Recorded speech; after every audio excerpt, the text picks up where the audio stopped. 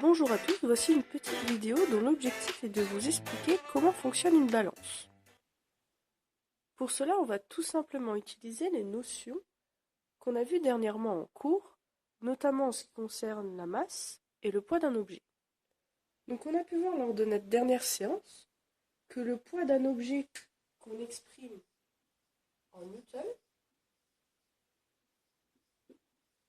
est directement relié à sa masse qui s'exprime en kilogrammes par un coefficient de proportionnalité qu'on note petit g et qui représente l'intensité de pesanteur.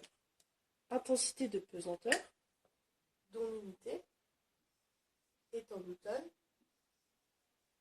par kilogramme et qui sur Terre est environ égale à 10 newtons par kilogramme.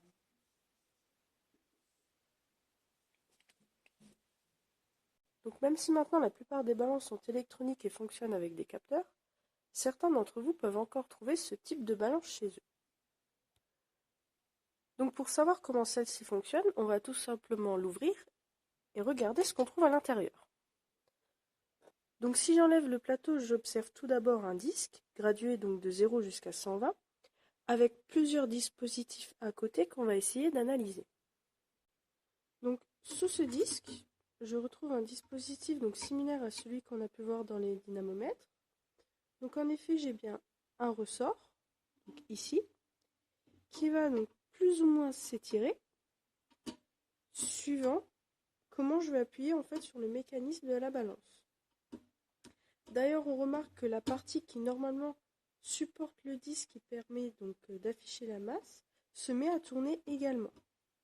Donc plus j'appuie, plus le ressort s'étend, plus la partie où là le disque tourne en fait.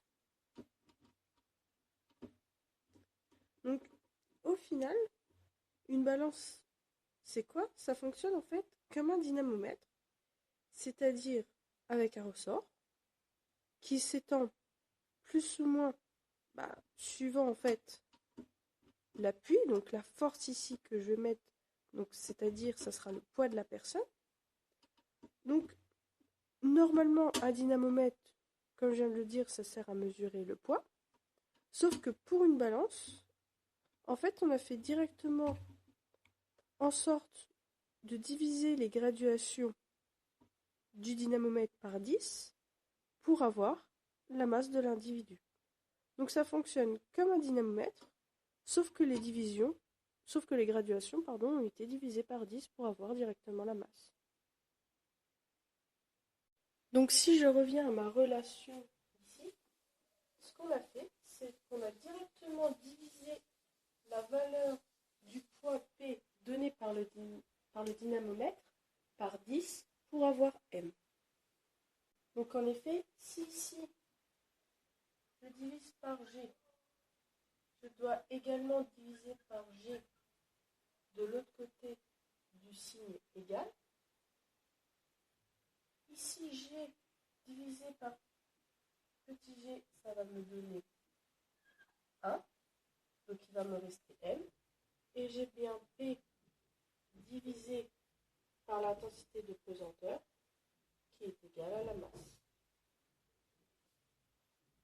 Donc ce qu'on a fait au niveau du disque de la balance, c'est diviser les graduations du dynamomètre par 10 pour directement avoir la masse de l'objet.